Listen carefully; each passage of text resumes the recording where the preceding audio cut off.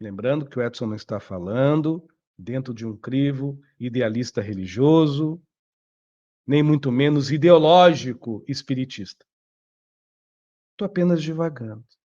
Não estou aqui para criticar o jeito, a forma, a maneira ou o modo das pessoas ter, fruir, conceber e usar e utilizar tal oração, ou tal prece, ou tal exclamação, ou tal louvação ao que elas têm como divino em suas vidas.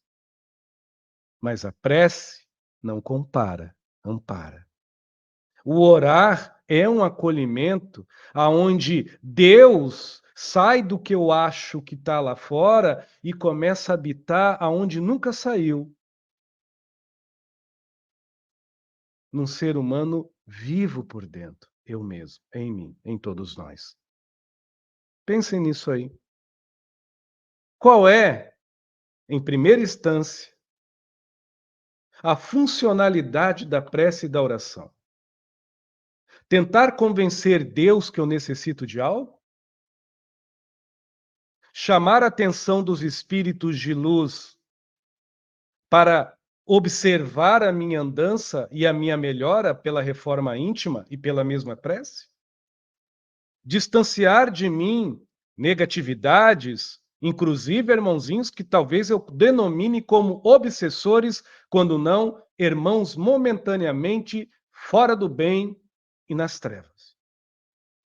Será que a funcionalidade da prece fica na borda do que habita dentro de mim?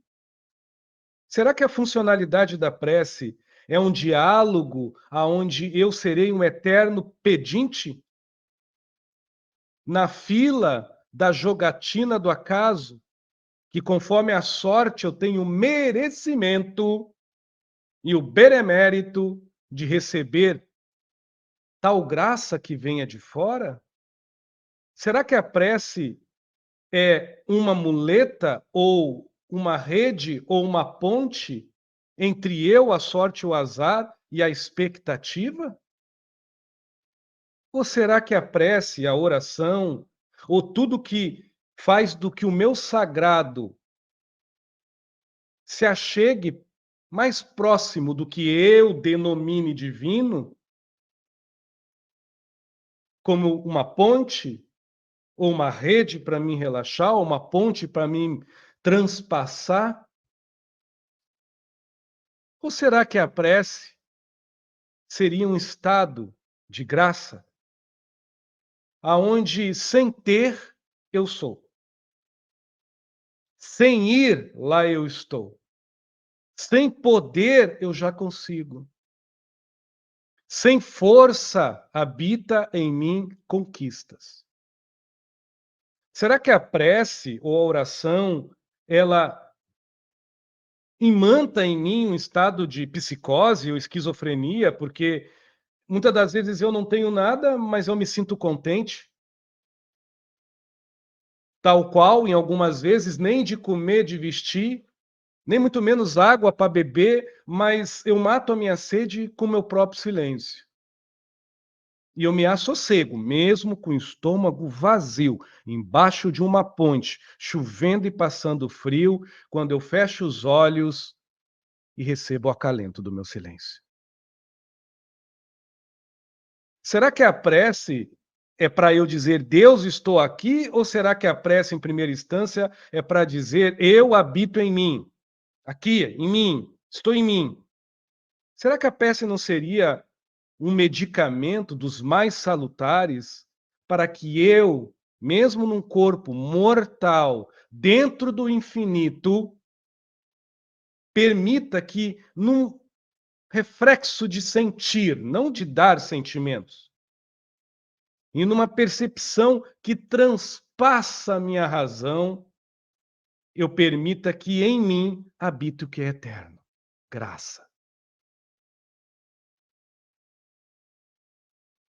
Há algo que não vai sobrejugar os meus pensamentos, nem minhas emoções, nem os meus sentimentos, mas é uma graça, é um estado de maravilha aonde fervilha em mim objetividade. disciplina,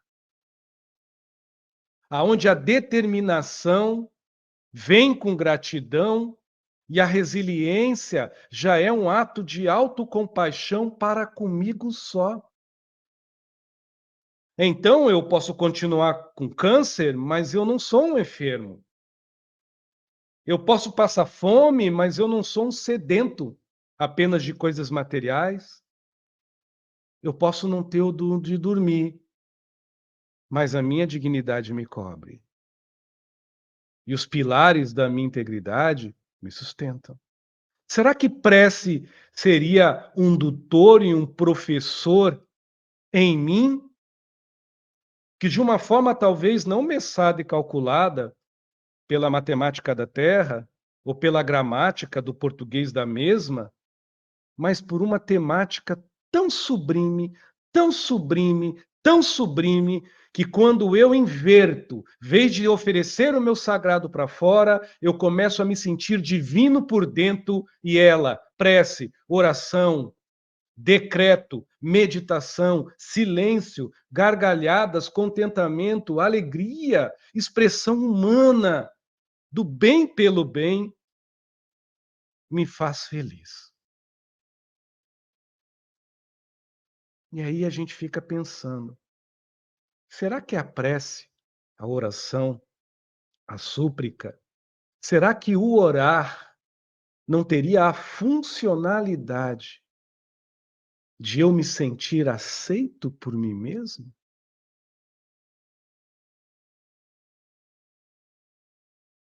E aceito não como alguém que necessita de algo para consagrar, mas de um divino para ter extremo cuidado, delicadeza, singeleza, aonde por dentro eu devo ser tocado com amor pelo meu amar, aonde até mesmo as maledicências se dobram, a morte se dobra, se curva, porque a graça permite que eu sentindo isso, independente de dar sentimentos, de ideais e de ideias, eu me sinto eterno, mesmo que em frações de segundos. Será que a prece, a súplica e oração, ela acompanha o meu estágio de consciência de como eu me aceito em mim? Não é em como eu aceito que vem a minha vida, mas é como eu me concebo na ambientação da minha intimidade. Será que a prece é mais forte quando eu oro chorando ou gargalhando, sorrindo, lamentando, pedindo ou agradecendo? Será que a prece mais forte é por Deus que eu creio? Por orixá que eu sigo? É para Jesus Cristo que eu acebo como algo divino? Ou é para Nossa Senhora? O que torna ela tão forte e tão realizante? Será que seria a minha consciência como um estágio, além da transparência do que eu mostro, mas da fluidez do que habita e do que eu já aceito e do que eu já transformo por dentro de mim? Isso é uma coisa que a gente não pensa, meus amigos. Mas a prece, a oração, o orar, tem uma influência, em primeira instância, de transformar a intimidade do orador. A reza tem a influência, de primeira instância, de transformar a intimidade, o âmago, o interior do interior de quem faz a reza, de quem faz a oração. Só que a gente ainda não consegue manter tal grandeza de estado de graça, tal sublimidade. Lembrando que o Edson não está falando dentro de um crivo idealista religioso, nem muito menos ideológico espiritista. Estou apenas divagando. Não estou aqui para criticar o jeito, a forma, a maneira ou o modo das pessoas ter, fruir, conceber e usar e utilizar tal oração, ou tal prece, ou tal exclamação, ou tal louvação ao que elas têm como divino em suas vidas. Mas a prece não compara, ampara. O orar é um acolhimento aonde Deus sai do que eu acho que está lá fora e começa a habitar aonde nunca saiu, num ser humano vivo por dentro, eu mesmo, em mim, em todos nós. Pensem nisso aí.